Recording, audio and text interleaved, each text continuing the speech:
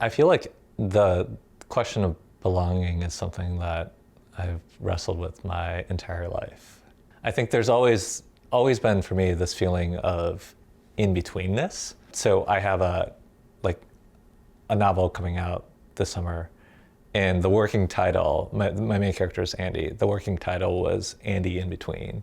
And I think this whole ideal of in-betweenness was something that I felt like I was dealing with on multiple levels in terms of it's not just being Chinese American, but also I felt like in my friend group, a lot of my friends were, in high school they were on track to becoming doctors, lawyers, engineers, and here I was doing artsy, creative stuff, and so I felt like there was this sense of I like doing that stuff, but I also, have to have a respectable profession, or at least have to do something that pays the bills. And so my compromise was to end up going into marketing, advertising. And I was like, oh yeah, that's kind of creative, but then it's also, there's a business side to it. That's an example of how I've always just felt like I was in between these two different worlds or spaces. It's a rich area of Asianness and creativity because, now that you brought it up, my relationship to my parents, and also growing up, I would write these creative stories. They're usually stories for my sister. It's a very limited audience, but it killed. She loved them, and I would design these imaginary cities and basically these fictional worlds. And but I think in the back of my mind, I knew it was not a serious thing, and that eventually I had to give it up. And then at the same time, my dad got me a computer when I was 7, and I think in my mind, maybe I was inspired by Bill Gates and the tech boom, and I thought okay, well, this is the path to financial security, and this other stuff is nice, but it can't be the full-time job. And I even remember at school, there was an artist in resident. He was a very creative man, and he would lead us in exercises and improv acting, I think.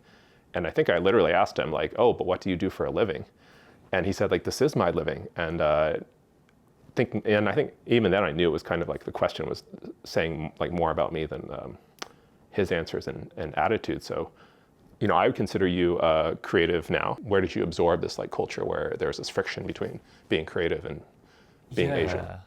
I do feel like both my parents in their own ways have sort of this creative and in some cases rebellious streak. My dad grew up in Shanghai in the 60s during the Communist Cultural Revolution. And it was he was sort of the he was the quote unquote bad kid in class, where he would skip class and goof off and play music. And he still plays music. And was he in a band?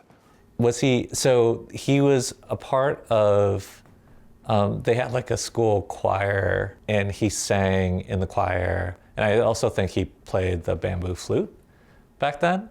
And then it was after he was sent to a lot of the, pretty much all the kids his age to work in farms and factories during that time. And he came back from it. That's when he really got serious about his studies. But I think even with that, there's this aspect of him that's very playful and curious and creative in those senses, that he recently, he lives in Shanghai now, and my mom flies back and forth. A number of years back, he started taking singing lessons, vocal lessons, and joined a choir with some of his old friends. And my mom does photography and gardening, and it's something that's been a part of my family, but I don't know if I've quite appreciated it, because I know, at least from talking to other people, that a lot of Asian families don't necessarily encourage that. We ourselves can have this idea of almost this stereotypical idea of our own Asian parents and what they're right? To the point where, we don't even tell them about things or express certain aspects of ourselves to them, because we think they're going to react a certain way based on what we know of friends who tell us about their Asian parents. I resonate with a lot of that, because my dad also played the flute. Even through growing up, and he wrote poetry. And in Vietnam, like before there was a big war and he joined the army, he was in basically like graduate school for literature. And his dream, he told me, like if the war never happened, was that he would be like a professor of literature and, you know, write poems and teach students how to write Chinese calligraphy. And so now that I, you know, realize it, my dad was like a very creative guy, and not like, they never disapproved. I think they always showed like a lot of concern when I would say something like, oh, like, you know, what if I want to be a writer or something? And it was never like 100% like, you can do it. It was, sometimes it was like silence, like crickets chirping. But then I realized that they were displaying creativity, and it's almost like, don't do what I did. Like, I mean, they did it for a hobby. Like, they weren't doing it professionally.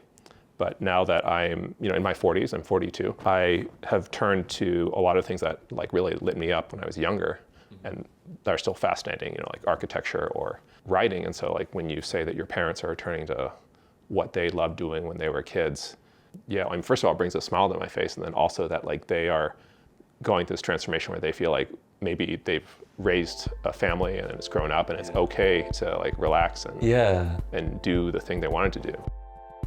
Watch One Detroit, Thursday at 7:30 p.m.